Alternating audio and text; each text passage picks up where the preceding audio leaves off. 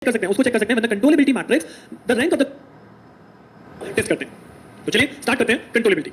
सो controllability को test करने के लिए यहाँ पे एक टेस्ट परफॉर्म होता है, दैट इज कॉल्ड काल्मन्स टेस्ट। क्या है बेसिकली, अगर हम अपने सिस्टम की बात करें, जो तक हम इक्वेशन से रिप्रेजेंट कर रहे हैं, like x dot is equal to a of x plus b of u and y is equal to cx plus d of u, like this. तो ये सिस्टम जो कि इन इक्वेशन से डिस्क्राइब किया जाता है, that is completely controllable if and only if the rank of the controllability matrix is equal to the size of the matrix A, right. तो Kalman's test कहता है कि कंट्रोलेबिलिटी, अगर आप किसी सिस्टम को चेक करना है कि सिस्टम किसी भी इनपुट वैल्यू से कंट्रोल हो सकता है, किसी वेरिएबल से सिस्टम अंडर कंट्रोल है नहीं है, तो उसको कैसे चेक कर सकते हैं? उसको चेक कर सकते हैं when the controllability matrix, the rank of the controllability matrix is equal to the size of the matrix A। Now what is controllability matrix? तो कंट्रोलेबिलिटी मैट्रिक्स साइज आप कैसे कैलकुलेट करेंगे? This is the way of controllability matrix calculation. This is not by QC is equal to first column है B, second column है AB, third column है A square B, then AQB as on up to a to the power n minus 1 B। Basically ये calculation किस पे depend करेगी? ये calculation या ये नंबर ऑफ कॉलम्स किस पे डिपेंड करने वाले हैं? ये डिपेंड करने वाले हैं आपके सिस्टम में what is the size of given system matrix. अगर मैं कहता हूं A मैट्रिक्स 2/2 की आपको मिलेगी क्वेश्चन के अंदर, सो यहां पे आपका QC का साइज भी 2/2 ही होगा। That means I will calculate only 2 columns, only B, first column is B and the second column is AB। अगर आपकी मैट्रिक्स 3/3 की है A मैट्रिक्स, तब उस केस में मैं B कैलकुलेट करूंगा, AB कैलकुलेट करूंगा, then A square B calculate करेंगे। और इस मैट्रिक्स को कैलकुलेट करने के बाद हम लोग देखेंगे अगर इस मैट्रिक्स की रैंक हमारे A के साइज के इक्वल आती है, then the system is controllable, otherwise system is uncontrollable, right. तो चलिए एक क्वेश्चन से स्टार्ट करते हैं। तो this is my given question, जहां पे एक पूरा स्टेट स्पेस आपके सामने क्वेश्चन में ही दिया गया है कि consider the following system describe by these equation. तो इस इक्वेशंस में मुझे जो वैल्यू चाहिए, क्योंकि यहां पे बोला गया है test for controllability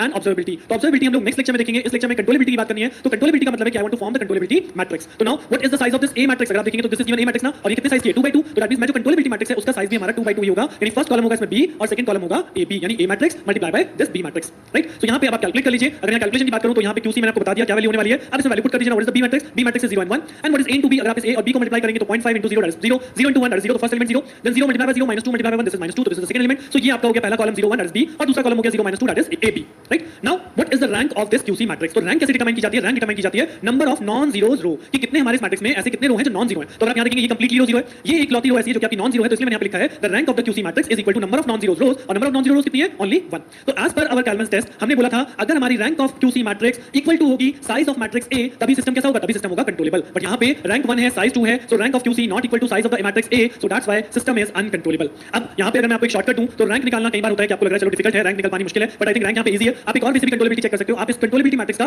mod calculate कर लीजिए, कैलकुलेट द मॉड वैल्यू। तो जब मॉड वैल्यू कैलकुलेट करेंगे तो what is the mod becomes QC mod equals to यहां पे आएगा 0। तो QC मॉड 0 का मतलब है कि now the system is uncontrollable. अगर ये 0 नहीं आता, अगर ये QC का मॉड 0 नहीं आता, दैट मींस कुछ ना कुछ वैल्यू अगर मुझे मिलती, चाहे वो नेगेटिव मिले चाहे पॉजिटिव मिले, दैट डजंट मैटर। बट अगर 0 के अलावा कुछ भी वैल्यू मिल जाती तो मैं सिस्टम में लिखता कंट्रोलेबल मैट्रिक्स, और उस केस में आपको यहां पे नॉन जीरो रो, मतलब ये जो कंप्लीट 0 मिल रहा है यहां पे, ये आपको नहीं मिलता, राइट। तो this is the simplest way how you will calculate the controllability of a given system. अब अगर मैं बात करूं कि यहां पे क्वेश्चन डायरेक्टली आपको गिवन था, A B C डायरेक्टली आपको गिवन था, बट अब जैसे मैंने फर्स्ट टाइम कहा था कि ये पूरी यूनिट आपस में जुड़ी हुई है, तो अगर आपको प्रॉब्लम कुछ इस कैटेगरी की आ जाए, जैसे मैंने यहां पे प्रॉब्लम शो किया ना, this is what, this is the transfer function जो हमने इस यूनिट के लेक्चर नंबर 3 में सीखा था, बेसिकली कि ट्रांसफर फंक्शन से स्टेट स्पेस कैसे रिप्रेजेंट करते हैं, राइट। जिसमें हमने इसे दो पार्ट में ब्रेक किया था, स्टेट वेरिएबल इंट्रोड्यूस कराया था, देन डिफरेंशियल इक्वेशन से हम लोगों ने बनाया था स्टेट स्पेस। तो स्टेट स्पेस क्यों सीखा था उस टाइम मैंने? क्यों? क्योंकि अगर मैं इसी क्वेश्चन को देने के बाद आपसे बोलता हूं this is the system characterized by this transfer function and test the controllability of the system, तो कंट्रोलेबिलिटी को टेस्ट करने के लिए मुझे बनानी पड़ेगी QC, जिसके लिए मुझे चाहिए A, देन चाहिए जिसके लिए मुझे चाहिए B, देन चाहिए मुझे AB, देन चाहिए मुझे A square B, depends on the value of A matrix. तो दैट्स व्हाई इसका हम स्टेट स्पेस रिप्रेजेंटेशन करते हैं और इससे हम कैलकुलेट करते हैं A मैट्रिक्स, जो कि हमने पहले ही सीखा है। तो यहां पे ये काम मैं आप लोगों के ऊपर ही छोड़ रहा हूं कि आप लोगों ने जो पहले सीखा है उसी के बेस पे इस ट्रांसफर फंक्शन से स्टेट स्पेस रिप्रेजेंटेशन कीजिए, calculate the value of matrix A and matrix B। Once you calculate the state space representation it is look like this. यहां पे मैंने सॉल्यूशन दे रहा हूं डायरेक्टली, बाकी काम आप लोग खुद करें, क्योंकि मुझे क्वेश्चन में अगर कंट्रोलेबिलिटी चेक करना है so I require this matrix A, this matrix B। Now controllability matrix का साइज क्या होगा? जी हां, यहां पे A का साइज क्या है? A का साइज है 3/3, दैट मींस कंट्रोलेबिलिटी मैट्रिक्स कहां पहुंचेगी? पहला कॉलम आएगा B, देन आएगा AB, देन आएगा A square B। So controllability matrix का साइज बनेगा B, AB and A square B। अब आपके पास A मैट्रिक्स भी है, आपके पास B मैट्रिक्स भी है, सो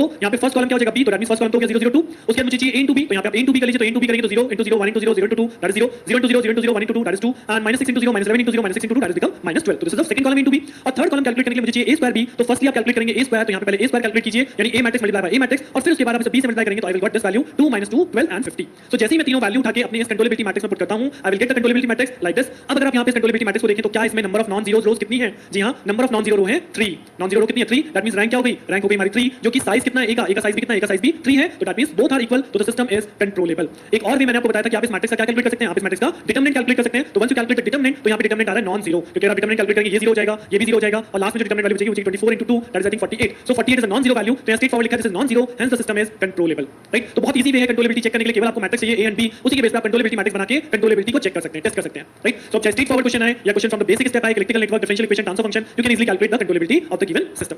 सो इस लेक्चर में कंट्रोलेबिलिटी, नेक्स्ट लेक्चर में बात करेंगे ऑब्जर्वेबिलिटी पे, जो कि बिल्कुल सेम टू सेम कांसेप्ट यही है, बस कंट्रोलेबिलिटी मैट्रिक्स की जगह वहां पे आ जाएगी ऑब्जर्वेबिलिटी मैट्रिक्स, राइट। तो see you in the next lecture, thank you.